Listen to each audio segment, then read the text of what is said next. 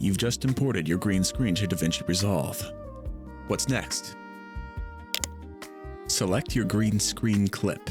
Right-click and open in the Fusion page. Press Shift and Space to open the selector and search for the Delta Keyer node. Stick it in between the Media In and Out nodes. If you hold Shift while dragging it over top of the line, it will automatically connect. With the Delta Keyer node selected, click and drag the dropper onto the accursed green screen. Depending on how well the green screen footage was produced, you may have to adjust these 3 dials until you are left with an image you're satisfied with.